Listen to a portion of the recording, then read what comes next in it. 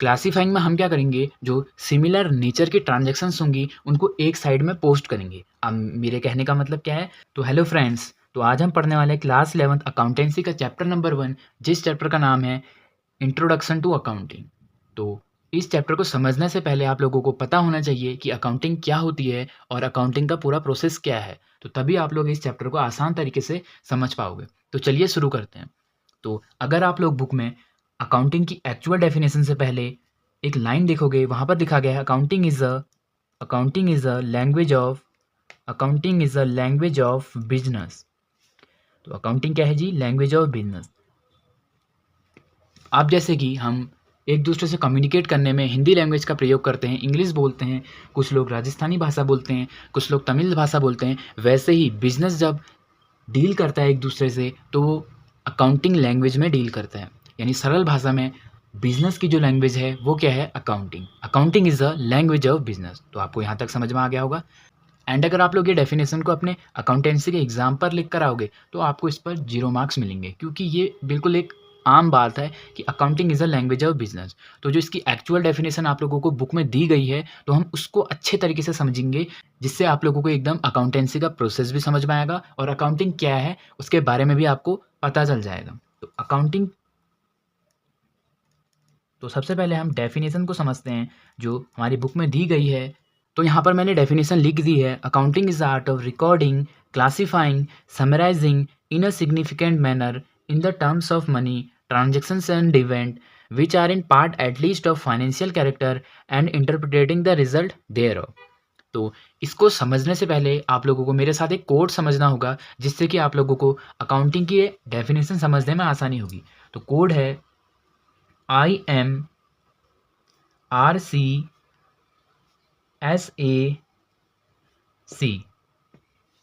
तो आप लोग मेरे साथ साथ नोट्स भी बना सकते हैं, एंड अगर आप लोग समझना चाहते हैं तो समझ भी सकते हैं। तो सबसे पहले हम समझेंगे आई को। तो आई का मतलब है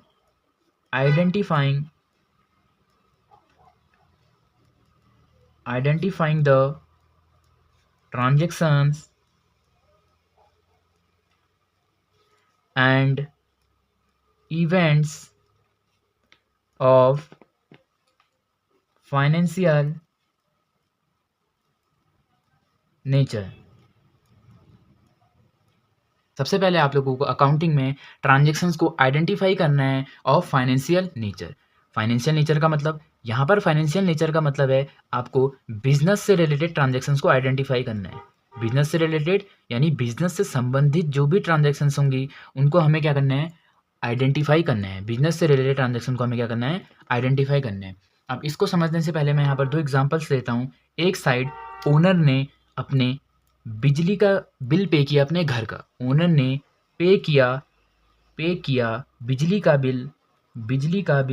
बिल पे किया घर का, अपने घर का। और दूसरी साइड ओनर ने सैलरी पेड टू एम्प्लॉयज, मान लेते हैं 10 रुपये।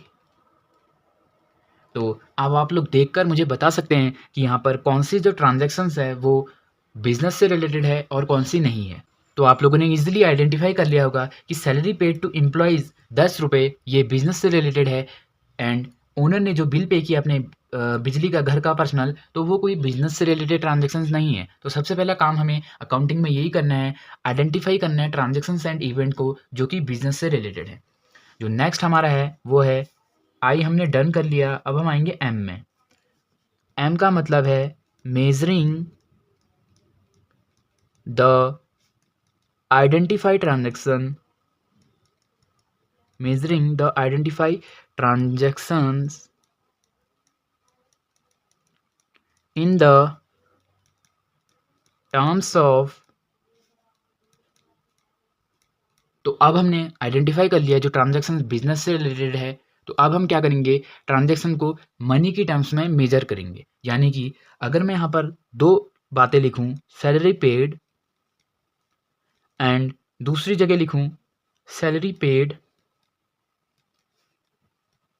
10 रुपये, तो आप लोग अब इसमें ये तो बता सकते हैं कि दोनों जो हैं ट्रांज़ैक्शन वो बिज़नेस से रिलेटेड तो हैं। सैलरी पेड करना बिज़नेस से रिलेटेड काम है, सैलरी पेड ₹10 ये भी बिज़नेस से रिलेटेड काम है। अब यहाँ पर आप लोग ने गौर किया होगा, जो यहाँ पर ₹10 है, इसको हम मनी की टर्म्स में मेज़र कर सकते हैं। यानी जो दूसरी बात मैंने लिखी है, सैलरी पेड ₹10 इसको हम मनी की टर्म्स में मेज़र कर सकते हैं। पर जो मैंने पहली बात लिखी है, इसको हम कोई मनी की टर्म्स में मेज़र नहीं कर सकते। तो हमें आइडेंटिफाई ट्रांज़ैक्शन को मनी की टर्म्स में मेज़र करना है एंड देन उसको रिकॉर्ड करना है। यानी जब भी हम ट्रांज़ैक्शन को बिज़नेस से रिलेटेड आइडेंटिफाई करेंगे, उसमें मैंडेटरी होना है कि उसको हम मनी की टर्म्स में भी मेज़र करें। अगर इन दोनों कंडीशन में से कोई भी कंडीशन सैटिस्फाइड नहीं हो रही है, तो हमें आगे नहीं बढ़ना है। हमें वही ट्रांज़ैक्शन को रिकॉर्ड करना है जिसमें ये 2 कंडीशन सैटिस्फाइड हो रही हो। अब हमारा नेक्स्ट है रिकॉर्डिंग। अब जब हमारी 2 कंडीशन सैटिस्फाइड हो चुकी हैं, अब हम क्या करेंगे, इसको रिकॉर्ड करेंगे। तो आर का मतलब ये ही है रिकॉर्डिंग। ठीक है जी, रिकॉर्ड करना स्टार्ट करेंगे हम। अब रिकॉर्ड कहाँ करेंगे? तो रिकॉर्ड करने के लिए बिज़नेस के अंदर एक बुक होती है, जिस बुक को हम बोलते हैं जर्नल। तो जर्नल एक ऐसी बुक होती है जिसके अंदर हम बिज़नेस में कोई भी ट्रांज़ैक्शन हो, कितनी भी ट्रांज़ैक्शन हो, डे टू डे बेसिस में जितनी सारी ट्रांज़ैक्शन है, वो सब इसमें हम रिकॉर्ड करेंगे। क्रोनोलॉजिकल ऑर्डर में हम रिकॉर्ड करते हैं। ईच एंड एवरी ट्रांज़ैक्शन को हम जर्नल एक बुक होती है जिसमें हम रिकॉर्ड करते हैं। अब जो बड़े-बड़े बिज़नेसेस होते हैं, उनका जर्नल से काम नहीं चलता। वो क्या करते हैं, अलग-अलग टाइप की सब्सिडरीज़ बुक बनाते हैं। जैसे कि cash book for cash transaction, sales book बनाएँगे वो, परचेज़ बुक बनाएँगे for credit purchase transactions and purchase return book बनाएँगे, सेल्स रिटर्न बुक बनाएँगे एंड जर्नल प्रॉपर बनाएँगे। जर्नल प्रॉपर क्या होता है जी? जर्नल प्रॉपर का मतलब है इसमें वो ट्रांज़ैक्शन रिकॉर्ड होंगी जो ना कैश बुक में रिकॉर्ड की गई है, ना परचेज़ बुक में, ना परचेज़ रिटर्न बुक में, ना सेल्स रिटर्न बुक में। यानी सिंपल सा मेरा कहने का मतलब ये है, जो बड़े बिज़नेस होते हैं, वो अलग से सब्सिडरी बुक बनाते हैं। वो क्या बनाते हैं, अलग से सब्सिडरी बुक बनाते हैं, जिसके अंदर cash book, purchase return book, sales return book and journal proper आता है। एंड जो स्मॉल बिज़नेसेस होते हैं, वो उनका काम सिर्फ़ जर्नल से ही चल जाता है। वो सिर्फ़ एक ही बुक बनाते हैं जिसको हम बोलते हैं जर्नल। तो आपको अब रिकॉर्डिंग का मतलब समझ में आ गया होगा। रिकॉर्डिंग का मतलब है ईच एंड एवरी ट्रांज़ैक्शंस को हमें रिकॉर्ड करना है क्रोनोलॉजिकल ऑर्डर में। किस बुक के अंदर? जर्नल बुक के अंदर। बड़े बिज़नेस किस बुक में रिकॉर्ड करेंगे? वो अलग-अलग टाइप की बुक्स बनाएँगे। तो आपको समझ में आ गया होगा।